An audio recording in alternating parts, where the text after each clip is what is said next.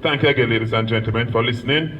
And we will take question and answer after our guest speaker, Member of Parliament and spokesperson for Energy and Climate Change, makes his presentation. So at this time, help me welcome to the microphone our guest speaker, Member of Parliament, Phillip Paulwell, Opposition Spokesman on Energy and Climate Change.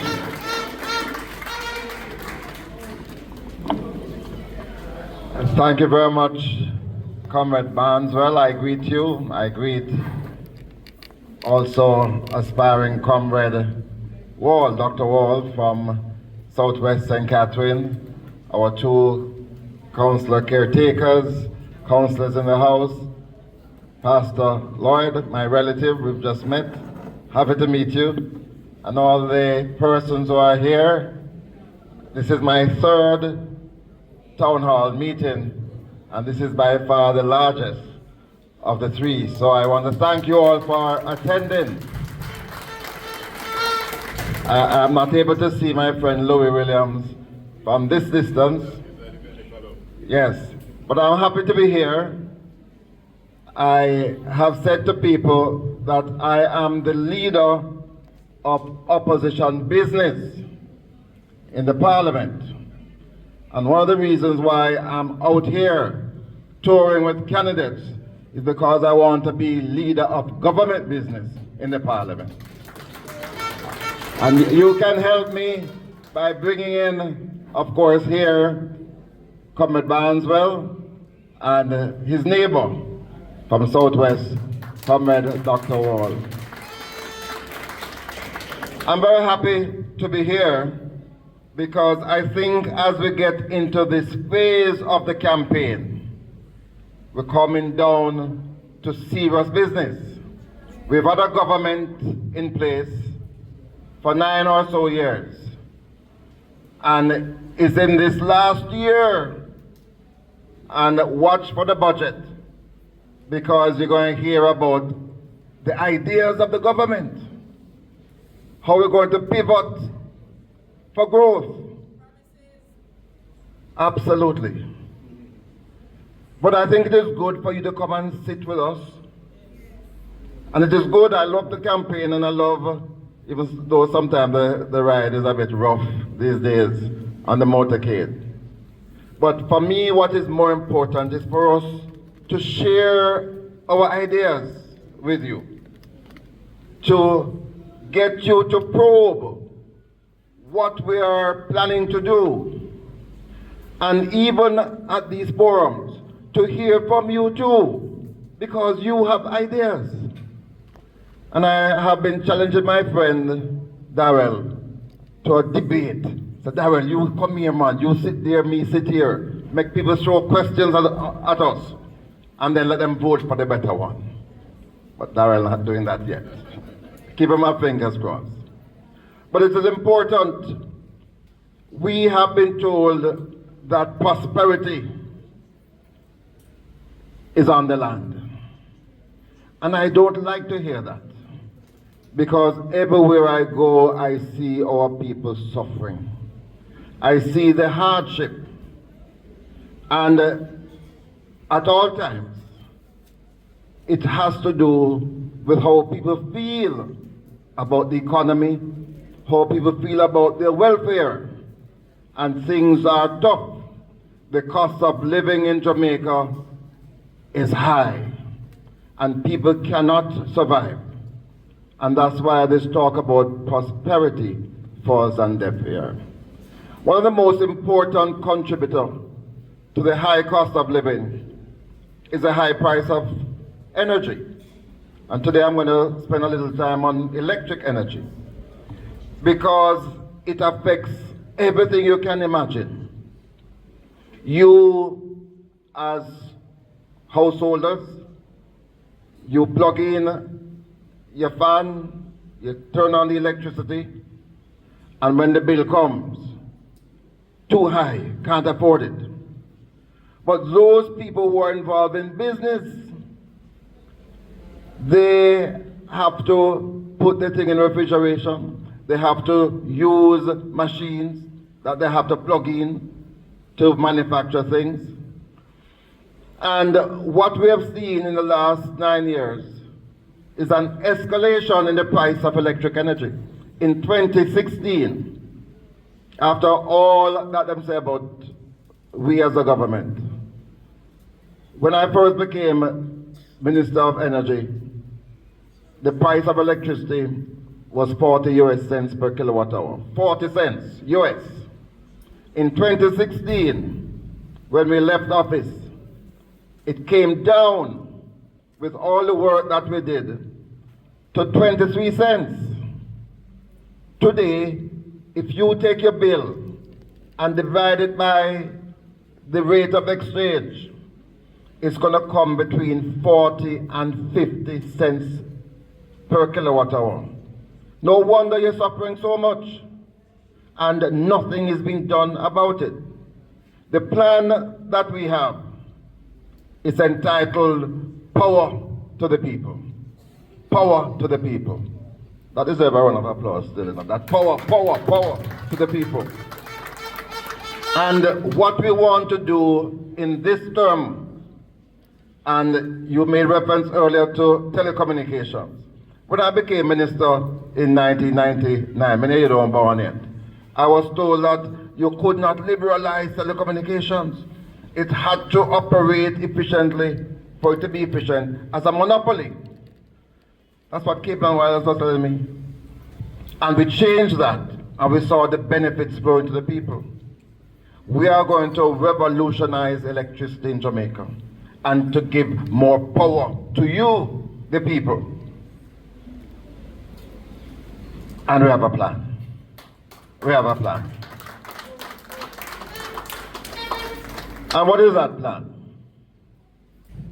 In the period 2012 to 2016, we decided to deal with the high cost of electricity by changing the fuel source from a dependence on heavy fuel oil and diesel, which is bad for the atmosphere, and we shift to liquefied natural gas.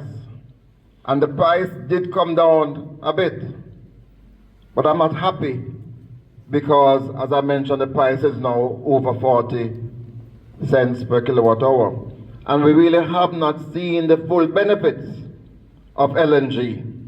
One of the reasons for that is the government who took office in 2016, if they had promulgated the legislation, the regulations that we drafted up to 2015 to allow for a properly regulated LNG sector so that competition could happen. All now those regulations have not been dusted off, and today we still only have one player in the LNG business. I believe in competition. I believe when people go out there to prove themselves, you get better quality service and you get better prices. So for me, competition is it. But since in opposition, we spent a lot of time looking at the world, looking at how things have changed, looking at the problem we have with climate change, and realize that our reliance can't be on what we call fossil fuel anymore. We have to look at renewables. And one area that we have seen dramatic improvements in technology, in price, is in the area of solar. Now, God bless Jamaica with sunshine. We don't have to beg for it. It is there. 1 or 2 days, they might have some clouds, but 90% of the time, we have sunshine. And in the last 5 or so years, the cost of panels, solar panels, those costs have come right down. The technology has improved, so you have smaller panels now providing greater power. There's also something that is called an inverter, which is what takes the power from the sun and converts it so that it can be used in your home. those prices also have declined. But the most dramatic area where we have seen improvements in technology is in the area of battery storage. Because the problem with renewables, the problem that we have with sun, is that the sun shines in the daytime, 8:39, and it sets at 4:35. So after that, your power gone. But because of battery, you can store the power from the charge that you get in the daytime. So when nighttime come, you turn to your battery. That's how your cell phone works. You can use the battery anytime, day or night. So that is what has happened in the last 5 years. The price of storage has fallen to the point where you can get 24/7 electricity throughout the day. So this government, though it says that it's committed to achieving 50% renewable energy by 2030, it has done nothing in the last 9 years to get us there. We were the government who brought in wind power. You've heard about the Wigton wind farm? No? If you go to Manchester, you see the turbines, over 60 megawatts of capacity. We also have a wind farm in Monroe, in St. Elizabeth. The first large-scale solar farm was established under the PNP government in Content, Clarendon, in Southwest. 20 megawatts of capacity. We are going to, in our first 3 years as a government, going to establish 200 megawatts of solar capacity in Jamaica. And the price for solar has dropped. You can generate solar energy at about 9 cents US per kilowatt hour. So when I talk about getting the price of electricity down from 40, 50 cents to somewhere between 15 and 15 cents, the plan is to use solar to get it down to about 9 cents, and then to make the grid more efficient to enable you to get up to 15 cents. But it's not only large-scale solar we're planning. I drove around today and I look and I see such great roofs. People have a lot of roof space. When you go to some countries, it's those roof space that you use to plant your panels, to generate electricity, to connect to the grid. And there's no reason why we can't do that in Jamaica. The problem has always been you can't afford it. You can't afford to put the panels up. You can't afford to do that generation using solar. And yes, there are some facilities available, but it's too difficult to access those funds. But you imagine this. You can get a loan, and we are going to provide low-cost loans as a government. You can get a loan to establish a facility at your home that you can pay back in 4 years, your solar system. And after you've paid for it in 4 years, for the next 16 years, it is costing you zero. It is for free. And very importantly, when you are able to supply more than you need, I will give you a license to sell to JPSCO so you can get some money back. That is the way forward for our energy sector. A revolution is going to happen with solar technology.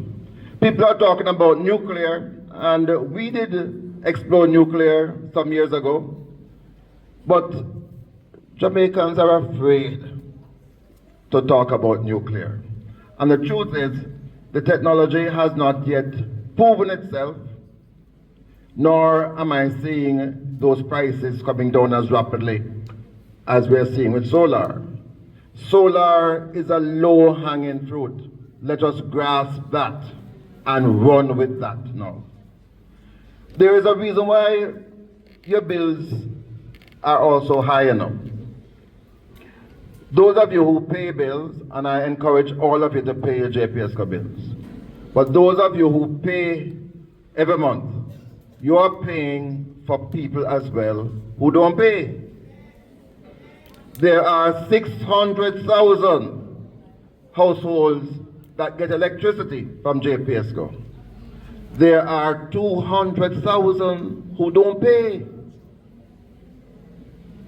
And so just about 20% of every bill that you pay has to do with electricity theft that you did not use, but others use it.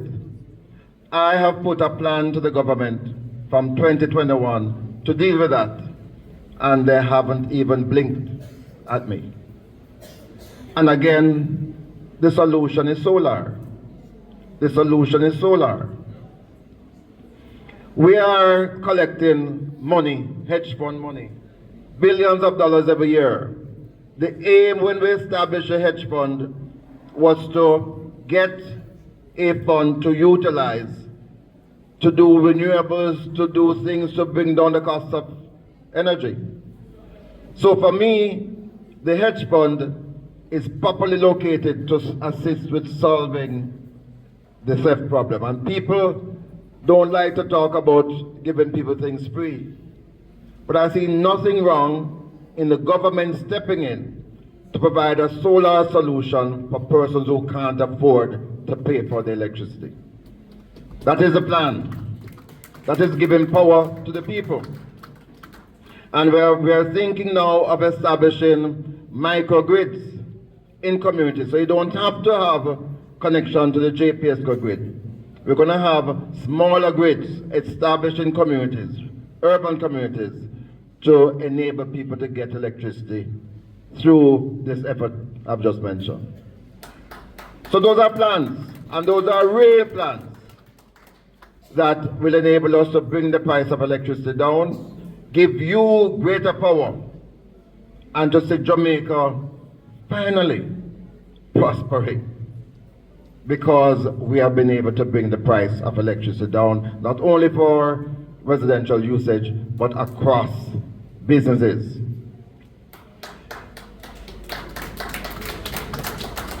Now, we've been speaking about electricity. Those of you who drive, you all feel it as well. Sometimes they say the price come down by a little bit, and then for 4 or 5 weeks the price go up by a lot. I was amazed yesterday or Tuesday in Parliament. I asked the minister some questions long time, and he came and answered finally. I asked about Petrojam, because Petrojam is our oil refinery and they also import fuel. There was a report in 2019 about Petrojam. The government has sat on that report from 2019, and today there is still no answer to the future of Petrojam. Every day I give thanks to the government and people of Venezuela, because if it wasn't for Venezuela in those rough days when the price of oil reached over $150 a barrel, Jamaica would not have survived. And we give them thanks for that. But the government got this report. The report mentioned a way out. I don't agree with it, but at least let us discuss it, let us debate it. I believe that there's still viability at Petrojam. I believe Petrojam saves the country billions of dollars in foreign exchange, because it takes crude oil and processes it into other value-added fuels. So we save on the cost of importing these finished products. The government needs to upgrade Petrojam, needs to expand Petrojam, because Petrojam can also be doing asphalt and those other things that we would otherwise have to import. Nothing has happened in 9 years. I know that you want to ask some questions, so I'm going to close by just mentioning what I observed today in the tour. And I really want to thank Cian Barneswell for enabling me to tour with him today. I believe it was a great initiative, and I want to commend you. You're fit. I thought you would have lost some energy in the process, but no, you were able to keep up with me as the Vibes Master. So commendations, and it augurs well for the future. But we went to Cuba Road, we went to Inverness, and of course, in the evening we passed through Capture. And it reminded me why we as a government had established NESOL, the National Energy Solution Company. Because remember, Mr. Marley had established REP, Rural Electrification Program, and that worked well. But NESOL was developed to assist not only deep rural areas, but also in rural parishes, those urban areas as well. And it was also established to deal with electricity theft and those other things. This government has shut down NESOL.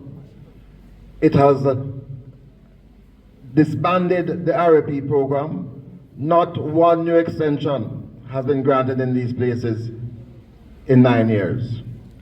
And after I interviewed people, and people say, listen, we're tired to thief light.